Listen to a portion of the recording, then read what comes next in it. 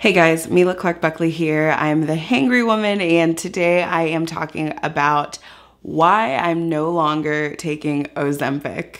Before we get started, be sure to give this video a thumbs up and subscribe, especially if you find my diabetes content helpful.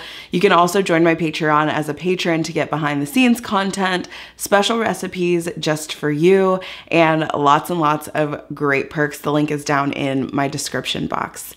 And with that, let's get to it. I started taking Ozempic around December, I think it was like November, December of 2020.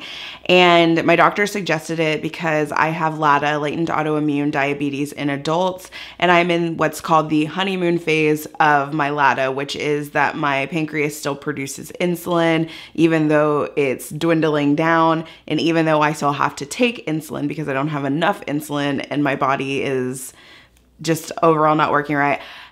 My brain can't explain LADA today, so I do have a video about LADA, what it is, what my diagnosis was, and how my doctor came to find out that I had LADA.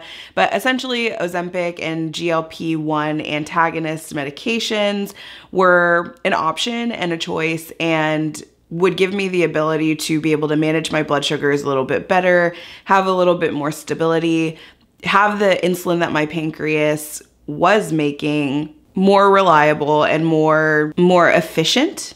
And it would also lower my blood sugar numbers. And one side effect of the medication is that it also helps you lose weight, which at the time I was looking to do. So I started Ozempic. I have a series of videos. I have my 2 months on Ozempic, 6 months on Ozempic, and then this is gonna be my last video on Ozempic because I'm no longer taking it. And the biggest reason for that is because I am having a rare side effect that's not actually listed as a side effect, but many people have told me that this has happened to them. So I don't know if maybe like it's just not something that they saw in trials, or it wasn't like a big enough deal. But I started to have heart palpitations almost immediately, like the week I started taking Ozempic. And so I told my doctor this over the past 10 months or so. And he said, it's probably anxiety. It's probably just, like you're anxious, your body's anxious, you're having these like moments of anxiety. And I was like, I don't know. I mean, it started like right after I started Ozempic. I went to go see a cardiologist, and I did a heart ultrasound. They couldn't find anything that was wrong with my heart, which was a good thing. I mean, like, we don't want anything to be wrong with my heart, but I was having these uncomfortable palpitations, shortness of breath. I could like feel my heart beating out of my chest.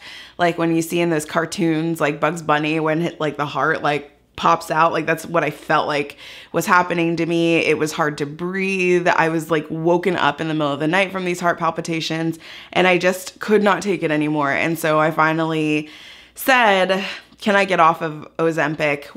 What other options do I have? And so now I'm actually switching over to Trulicity for the time being.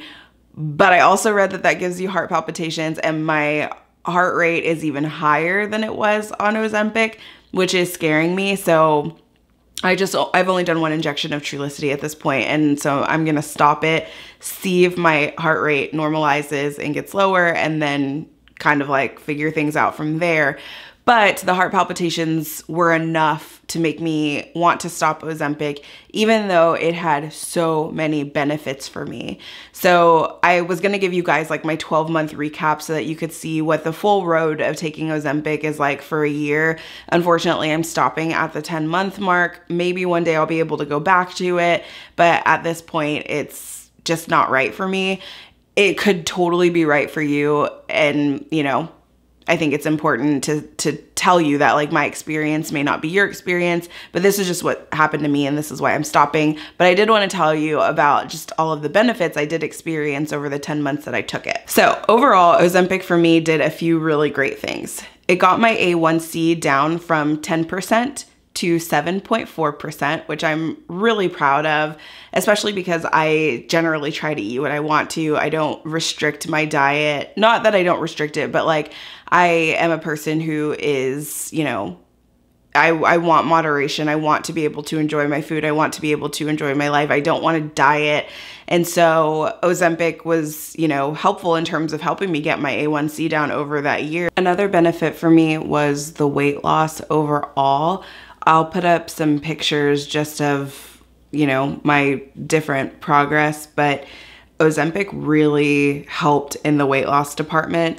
A lot of people think that it's a quick fix. It's not a quick fix. It took me almost 10 months to lose 30 pounds, which I don't think is that much. I don't know. It's hard to say that it's not that much, but I think that it could have been more, especially with like the amount that I exercise. And I've always just had trouble losing weight. I have PCOS as well as latent autoimmune diabetes in adults. So I just like, I just have trouble losing weight. So it was good that Ozempic was helpful in the weight loss department. I believe that it was helpful in the weight loss department because it like essentially makes you not eat. So it gets you full really fast. I mean, like sips of water can make you full for hours. And so I just wouldn't eat as much because I couldn't. And my stomach felt like it was smaller because of that. And so like I could take 2 sips of water and eat like 2 bites of my food and be done. And I still am that way, like even after kind of like getting off of it.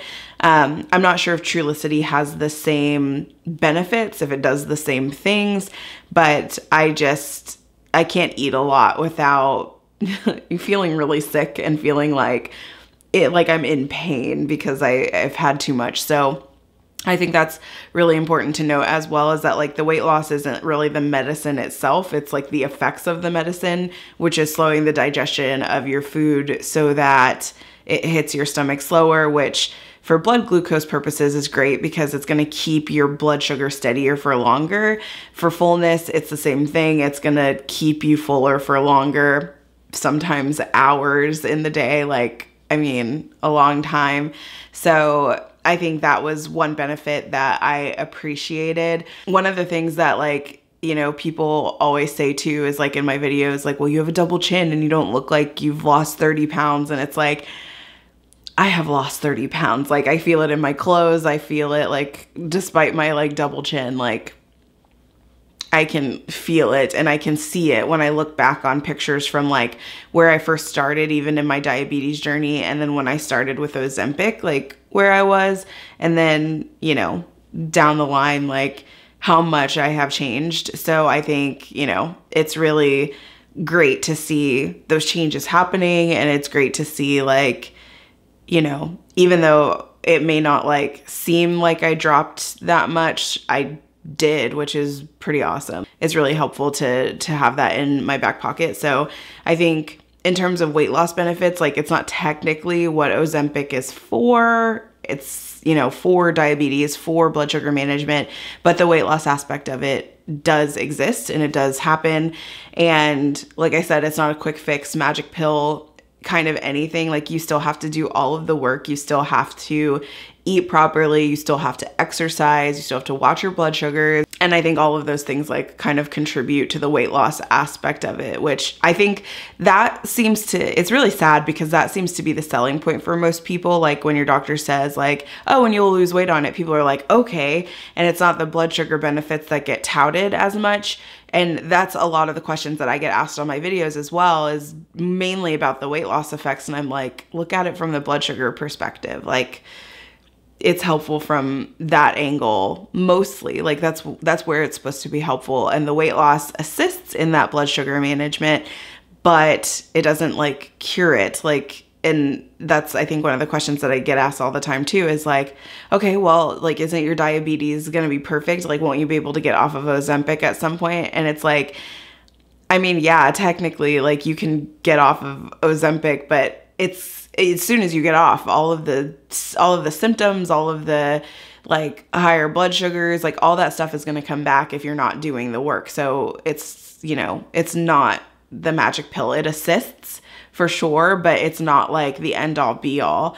And I think people need to realize that, because once you stop taking it, you don't have that safety net anymore, and you yourself really have to work hard to get those numbers back in check. I think overall, if heart palpitations weren't an issue, if I didn't want to have kids at some point, and if it wasn't so expensive, I would probably stay on Ozempic until I didn't need it anymore, if I didn't need it anymore.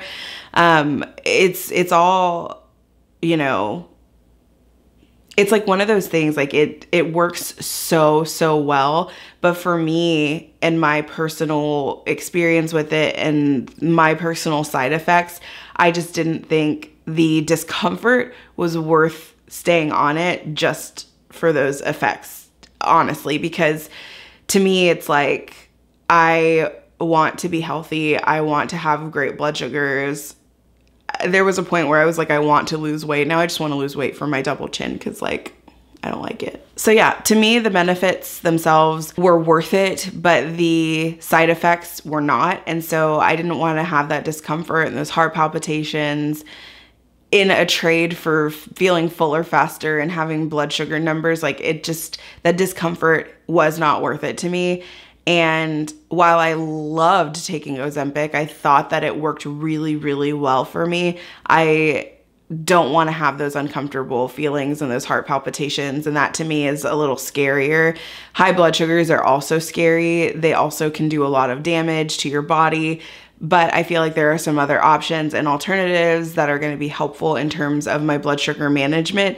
And right now my A1C is in a much better place. I'm like trending much closer toward the 6s, which is like so exciting because I haven't touched the 6s in a really long time, like probably since I was first diagnosed.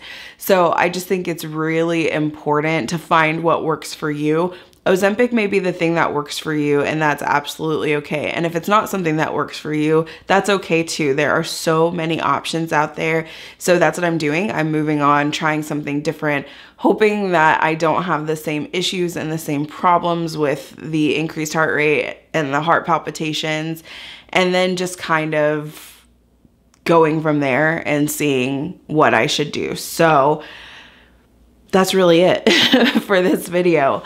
If you've made the switch one to the other, or if you've made the switch from Ozempic to something or from something to Ozempic, leave a comment down below and let me know. Let me know why that switch happened for you. I think it would be interesting for other people to see that sometimes like one medication will work really well for you and another medication that's a different label in the same class will work completely differently for you. And sometimes you have to make that switch or decide what's going to be best for your overall health. So that's it for this video. Thank you guys so much for watching, and I'll see you in the next one. Take care of yourselves.